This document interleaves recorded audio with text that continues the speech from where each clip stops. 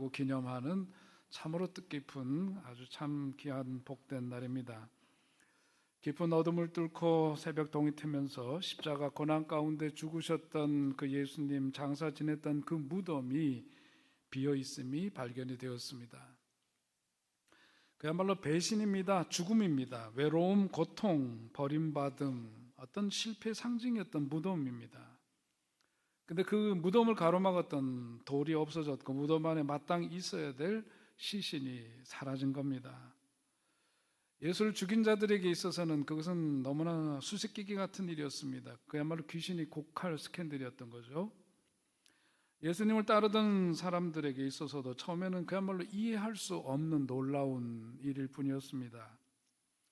그러다 부활의 예수를 만난 그 예수님의 제자들과 또 500의 형제들을 비롯해서 많은 사람들이 두려움과 좌절에 쌓여있던 그들의 인생 가운데 예수님이 다시 살아나셨으므로 그들의 삶이 담대히 그야말로 변하게 되고 예수의 부활하심을 증거하는 그런 삶으로의 혁명적인 그런 변화가, 새 역사의 사건이 이제 일어나게 됩니다. 예수님의 부활이 인간의 지식과 경험으로는 사실 믿기지 않는 사건입니다. 그렇기 때문에 성경에서는 이론적으로 그것을 설득하고 설명하기보다는 부활하신 예수님을 만났던 이들의 증언을 통해서 예수님의 부활을 우리에게 전해주고 있습니다. 어떤 이들은 예수님이 다시 살아나심이 거짓말이라고 했고, 예수님을 십자가에 못 박고 무덤을 지키던 자들, 이런 이들은 제자들이 예수의 시신을 훔쳐갔다고 그렇게 거짓된 소문을 퍼뜨리기도 했습니다. 그러나 분명한 것은 예수님 십자가 처형으로 모든 것이 끝나버렸어야 될 사건이 오히려 빈무덤이며 확인이 되고, 부활하신 예수님을 만난 이들을 통해서 그야말로 하나님 나라 운동이 폭발적으로 다시금 확장되고 전환되는 그런 역사가 있게 됩니다. 그래서 우리가 잘 아는 대로 역사적으로 보자면 예수님의 그 부활하심을 증거하는 가운데 그야말로 주 313년에 콘스탄틴 대제에 의해서 기독교가 로마의 공인이 됩니다. 그리고 그 후에 380년이 되어서 테오도시우스 1세에 의해서 로마의 기독교가 국교로 자리 잡게 되는 놀라운 역사가 있게 되었습니다. 그 이후에 오늘날까지 세계 방방곡곡에서 이 부활절을 맞이해서 할렐루야 우리 구주 예수 부활하셨다, 그것을 만방에 전하고 그것을 선포하는 귀하고 귀한 날이죠. 우리도 오늘 부활절이기 때문만이 아니라 사실 우리들이 매주마다 드리는 주일 예배는 정확하게 표현하면은 주님의 부활하심을 축하하고 기념하는 날들입니다. 그래서 주님의 날, 주일이라고 얘기하는 거죠. 리틀 이스터, 작은 부활절을 매주일 우리는 드리고 있는 겁니다. 그러니까 오늘 우리가 드리는 그 예배는 이번 주뿐만 아니라 매주마다 드려지는 그 예배는 한 주간 동안 죽음의 권세를 이기고 매주일 다시 살아나고 또 살아나서 하나님께 예배를 드린다는 의미가 있는 겁니다. 혹여 우리가 세상에서 음부의 권세에 패배하는 삶을 살았다 할지라도 주일 예배 자리에 참석함을 통해서 내 삶을 무덤화하는 그런 큰 돌이, 무덤을 가로막고 있는 그 돌들이 치워지는 역사가 있게 됨을 경험하는 자리, 그것이 바로 주일 예배의 자리인 줄로 믿습니다. 그래서 예수께서 죽음의 권세를 사정없이 물리치시고 부활하신 것처럼 오늘 그 부활의 능력을 힘입는 자리가 주일 예배의 자리이고, 그래서 하나님께서 우리를 죽음에서 생명으로 옮겨 놓으신 것을 체험하는 자리, 그것이 바로 예배의 자리임을 우리는 다시금 확인하게 됩니다.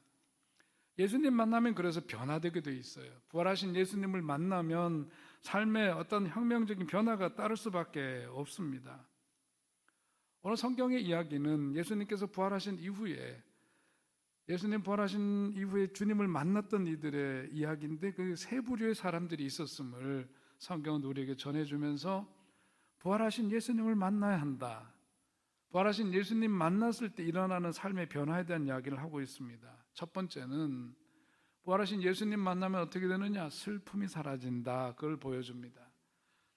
오늘 성경에 보면 막달라 마리아가 나오죠. 거기에 가슴을 치며 슬피 우는 여자의 큰 무리라고 성경이 전하고 있는 그 무리들 가운데 있었던 한 여인이기도 합니다. 그 막달라 마리아는 지금 깊은 슬픔 속에 잠겨져 있습니다. 왜냐하면 누구보다도 예수님을 사랑했기 때문이죠. 여러분 그거 아시죠? 사랑이 크면 뭐가 커요? 슬픔이 큽니다. 사랑이 크면 클수록 슬픔을 더하게 된다는 걸 우리가 살면서 경험하게 되는 일인데, 예수님이 십자가 달려 죽으신 바로 그 시간이 성경에 보면 오후 3시라고 그랬어요. 오후 3시면 이제 그 시간서부터 한 두어 시간이 지나고 나면 안식일이 시작됩니다. 안식일이 시작되면 어떤 다른 일을 할 수가 없는 시간대로 들어가는 거죠. 그러니까 예수님 숨지신 후에 그야말로 부랴부랴 예수님 시신을 옮기고 장사를 지냈습니다. 짧은 시간이었습니다. 정성껏 시신을 모실 수도 없는 시간이었어요. 마리아는 그것이 더욱더 마음 아팠습니다. 슬펐습니다.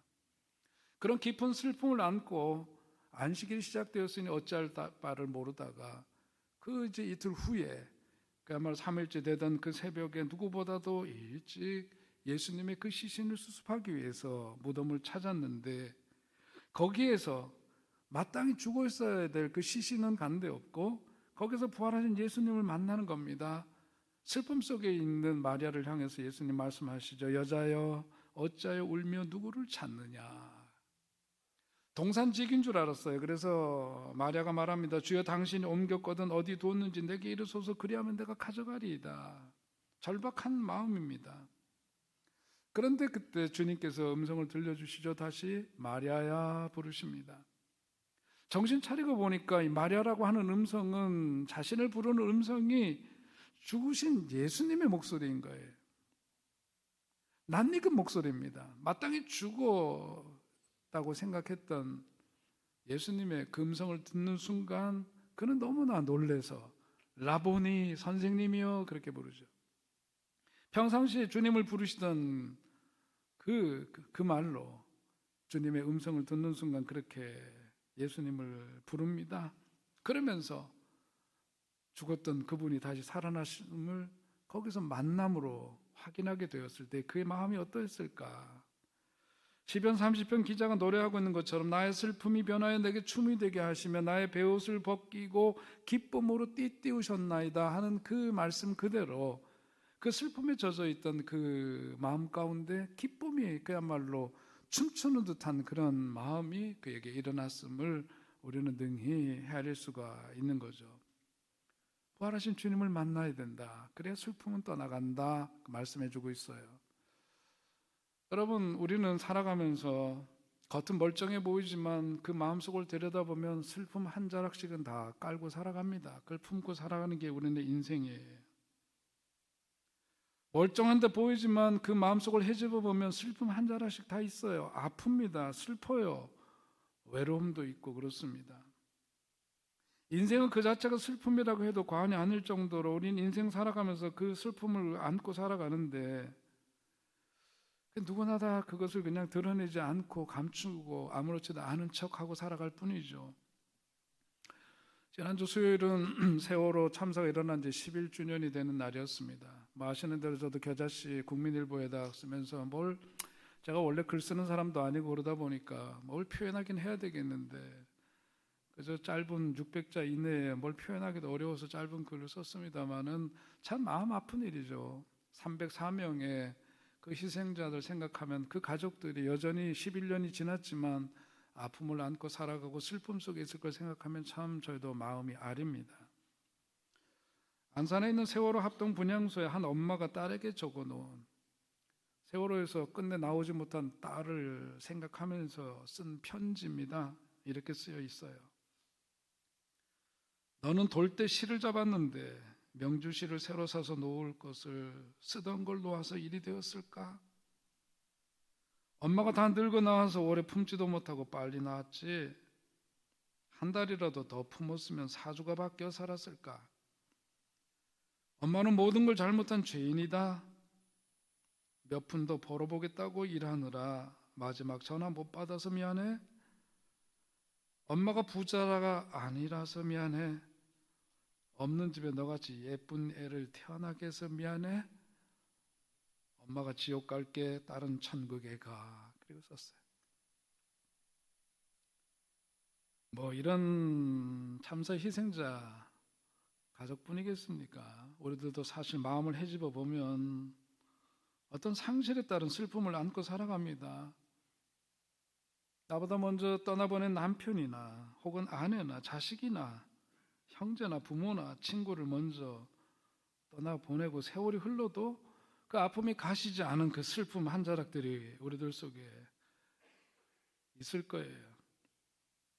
그러나 여러분이 날마다 살아계신 예수님을 만나고 체험하는 가운데 영의 귀를 열어놓고 마리아야 하고 부르시는 주님의 음성을 들으면서 나를 향해 나를 부르신 그 주님의 음성을 듣는 가운데 신앙생활을 한다면 그 슬픔과 눈물을 딛고 항상 기뻐할 수 있는 삶이 될 것을 믿으시기 바랍니다.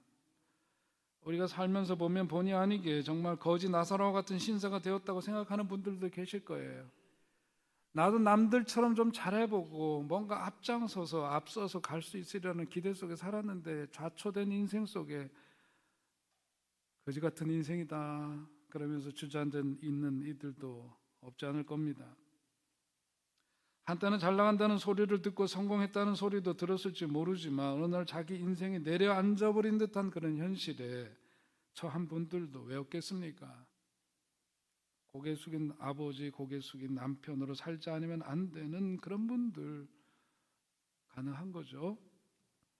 아버지는 아버지대로 자신의 처지를 생각할 때마다 슬픔에 잠겨 괴로워하고 가족들은 가족들대로 그렇고 그래서 밝고 자신만만하던 그런 모습보다 기죽어 슬픔 속에 사는 이들 없지 않습니다. 그러나 오늘 주님 부활하셔서 우리들에게 분명히 말씀해 주시는 것은 부활하신 주님을 만나야 한다. 그래서 우리를 향해 부르시면서 영수야 철수야 영이야 부르시면서 내가 너와 함께 있지 않니? 네 삶 그냥 혼자 살아가는 인생 아니란다. 내가 너와 함께 하지 않니? 죽음의 권세를 이기고 내가 살았으니 너희도 살리라 하시는 주님의 음성을 듣게 되면 우리 속에 들여졌던 슬픔은 떠나가고 기쁨의 나들이 옷을 입혀주듯이 우리들은 그런 기쁨의 회복과 상복을 벗기고 기쁨의 나들이 옷을 입고 춤추는 듯한 그런 삶으로 우리 주님께서 인도하심을 경험하게 될 줄 꼭 믿으시기 바랍니다. 그런 은혜를 누리시기를 주의 이름으로 축원드립니다. 주님 만나면 두려움이 사라져요. 오늘 예수님의 제자들을 보니까 다른 무명의 제자들도 있긴 했지만 10명의 제자들만 보더라도 그들은 장정들입니다. 사나이들이에요. 그런데 그들은 문을 꼭꼭 걸어 잠그고 있었다고 성경은 기록하고 있습니다. 이유는 다른 게 아니에요. 두려움 때문입니다. 공포 때문입니다. 예수님 살아계셨을 때는 참으로 기세등등했습니다. 뭔가 자신들이 예수님이 세상 권력을 잡으면 좌편이든 우편이든 한 자리 해먹을 수 있으리라고 생각했고 예수님이 행하시는 놀라운 기적을 보면 마치 자신들의 능력이 발휘된 것처럼 기뻐하고 했던 자신만만하던 그들이 이제 자신감과 용기를 모두 잃어버리고 사람들의 눈총조차도 두려워서 문을 꽂고 걸어 잠그고 있는 두려움 속에 빠져 있었습니다. 그런데 주님께서 찾아오셨어요. 그들 가운데 쓰셨습니다. 그리고 그들에게 말씀합니다. 샬롬, 샬롬, 너에게 평강이 있을지어다 말씀하시는 거예요. 두려움의 현실 속에 있는 그들에게 예수님 나타나셔서 하시는 말씀입니다. 그들이 도저히 믿지 못하겠다는 눈치니까 나는 유령이 아니다. 내 손을 보라, 내 옆구리를 보라. 보는 것만으로도 그들이 의심하는 것 같으니까 나중에는 너에게 무슨 먹을 것이 있느냐 가지고 와보라 그렇게 말해요. 누가복음에 보면 제자들 앞에서 음식을 잡수시기까지 했다고 성경은 그렇게 구체적으로 기록하고 있습니다. 그리고 그들에게 소명을 주시죠. 21절에 오늘 본문에 있는 말씀처럼 아버지께서 나를 보내신 것 같이 나도 너희를 보내노라. 부활하신 주님께서 두려움 속에 있는 그들에게 나타나셔서 확인시켜 주시고 확증을 주시면서 그들에게 영적인 무장을 시키시는 겁니다. 성령을 받으라고 말씀하셔요. 너희가 누구의 죄든지 사하면 사해질 것이요 누구의 죄든지 그대로 두면 그대로 있으리라. 권능을 주십니다. 그런 능력을 그들에게 부여하세요. 제자들의 마음을 무겁게 짓누르며 고문하던 공포가 사라지는 것을 그들이 경험하게 됩니다. 담대해졌습니다. 마음의 평안을 찾게 되었어요. 사실 우리가 인생 살아가면서 두렵습니다. 젊은이들에 대해서 설문을 하니까 그들의 삶에 있어서 가장 심각한 문제가 뭐냐는 질문의 1등이 뭐냐면 공포예요. 두려움이에요. 왜 그러냐? 미래가 너무 불투명하고 불확실합니다. 불안합니다. 걱정과 근심이 불안함으로 변화되고 그 불안함이 다시 두려움으로 변화된 거예요. 한참 펄펄 뛰어야 될 젊은이들 마음속에 사실은 보니까 미래에 대한 일들로 인한 불안함이 결국은 두려운 마음으로 그들 속에 자리 잡고 있음을 보게 됩니다. 그들만의 이야기일까요? 성경에 보면 욥은 동행의 최고 갑부라고 했습니다. 대단한 사람이었어요. 지도자입니다. 인격자입니다. 성공적인 삶을 살았고 존경받는 삶을 살았어요. 그러나 그가 느닷없는 그런 고난의 한복판에 섰게 되었을 때 욥기 3장 25절에 보면 그가 이렇게 고백합니다. 내가 두려워하는 그것이 내게 임하고 내가 무서워하는 그것이 내 몸에 미쳤구나. 무슨 얘기죠? 자기가 그렇게 물질적으로도 부유하고 최고의 부자고 존경받고 인격적으로도 그런 삶을 살았던 욥이었지만 마음 가운데는 그렇게 남들이 부러워할 만한 삶의 가장 높은 자리에 있었던 그였지만 뭐가 있었느냐? 두려움이 있었다는 거잖아요. 내가 두려워하는 그것이 내게 임하고, 그 얘기는 그렇게 잘 살고 남들이 부러워할 만한 삶을 살면서도 마음속에 두려움이 있었는데 진짜로 그 일이 내게 벌어졌구나, 그거잖아요. 그러니까 모든 것이 형통한 삶을 누리는 가운데서도 그의 마음 한 구석에는 두려움이 있었다. 욥이 그러할진데 우리 중에 누가 그런 두려움과 그런 것으로부터 자유한 사람이 누가 있겠습니까? 사람은 누구나 두려워하는 무엇이 다 있는 거예요. 다른 것 없습니다. 살면서 보면 정말 병의 공포가 있고 죽음의 공포가 있잖아요. 두려움이 있어요. 어떤 멀쩡해 보이시지만 연세 드신 분들은 치매는 걸리지 말아야 될 텐데 그게 내 마음대로 되나요? 그런데 그런 두려움이 엄습해 오면은 어쩔 줄을 모르는 인생이 바로 우리들입니다. 그런데 그것을 해결하는 길이 있다. 다른 게 아니다. 부활하신 주님을 만나야 된다. 주님의 말씀을 들어야 된다. 주님 뭐라고 말씀하세요? 세상에서 너희가 환난을 당하나. 인생살이 자체가 어떤 환난을 피할 길이 없는 인생의 현실인데, 그래서 살다 보면 고통을 당하고 실패를 경험하고 핍박을 당하고 어떤 때는 슬픔을 이기지 못하고 때로는 공포에 짓눌려 고생할 때도 있지만, 예수님 그 다음에 하시는 말씀이 뭐예요? 담대하라, 내가 세상을 이겼노라. 할렐루야. 여러분, 담대하라, 내가 세상을 이겼노라. 내가 이겼으니 너희도 살리라 말씀하시는 거예요. 그 모든 상황에서도 우리가 담대할 수 있는 이유 한 가지, 그것은 다른 게 아닙니다. 예수님이 세상을 이기셨기 때문이다. 그 주님이 나와 함께 계시기 때문에 우리의 마음 가운데 슬그머니 들어와 자리 잡고 있는 그 두려움이 부활하신 주님을 만나고 주님의 음성을 듣게 될 때 떠나가는 역사를 힘있게 될 줄 믿으시기 바라고, 여러분 마음 가운데 그런 두려움보다 주님 주신 은혜로만 가득 찬 그런 마음을 소유하시고 그런 삶을 아주 복되게 누리며 살아가는 형통의 주인공들이 되시기를 주의 이름으로 축원드립니다. 끝으로 오늘 말씀을 보면 부활의 주님을 만나니까 어떤 역사가 있게 되느냐? 의심이 사라진다고 성경은 전합니다. 도마가 그랬습니다. 도마는 의심 많은 제자라고 하는 별칭이 붙을 정도로 그야말로 의심 많은 사람이었어요. 예수님의 제자들이 모였을 때 그때는 그가 그 자리에 마침 없어서 부활하신 예수님을 만나지를 못했는데, 이구동성으로 남은 제자들이 부활하신 예수님을 만났다고 얘기를 합니다. 동료들이 흥분해서 하는 말을 들으면서 자기가 없을 때 일어난 일들로 인해서 내심 기분이 상했을지는 모르겠습니다만은 자기 나름대로 잣대를 가지고 확실한 증거를 보기 전에는 예수님의 부활을 믿지 못하겠다고 그는 분명히 말했어요. 그가 제시했던 잣대는 25절에 있는 것처럼 내가 그의 손에 못자국을 보면 내 손가락을 그의 못자국에 넣고 내 손을 옆구리에 넣어보지 않고는 믿지 않겠노라, 그렇게 분명히 말합니다. 오늘 이 도마의 모습 속에 우리가 있습니다. 특별히 확증 편향이라는 말이 있어요. 확증 편향은 뭐냐면 자기가 보고 싶은 대로 보고 믿고 싶은 대로 믿는 믿음을 말하는 거예요. 확증 편향이 있게 되면 뭐냐면 정말 객관적으로 옳은 정보도 자기의 뜻과 자기가 믿고 싶은 것과는 반한 정보는 무시합니다. 그것을 카운트하지 않아요. 자기가 듣고 싶은 정보만 확대시키는 거예요. 자기의 신념과 일치되는 정보만 자기가 취하는 거예요. 그래서 다른 것들을 다 부정합니다. 의심하죠. 의혹과 회의, 불신 이런 것으로 인해서 거기에 사로잡히게 된 그 프레임에서 나올 수가 없어요. 그건 참 어려운 일입니다. 오늘 도마도 그래서 마지막까지 의심하겠다는 거죠. 회의주의자의 전형적인 모습입니다.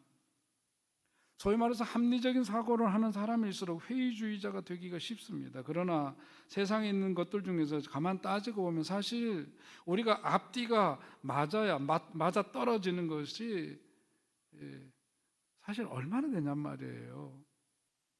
이게 아까 확증 편향에 대한 얘기도 했고 어떤 이게 편집증적인 것인데 어떻게 됩니까? 그러면 삶이 편안하지가 않아요. 어떻게 돼요? 생각을 거둬들여야 돼요.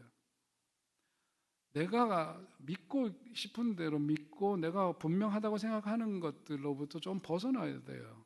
좀 잘 쉬고 마음의 여유를 갖고 그 생각을 좀 거둬들여야 됩니다. 자기가 믿고 그렇게 확증하는 순간 그 다음에 소설은 자기 스스로가 쓰는 거거든요. 그 소설을 다시 써야 돼요. 상대방의 입장도 생각하면서 다시 써야 돼요. 그리고 우리들의 삶은 불확실성이 있다라고 하는 것을 인정해야 됩니다.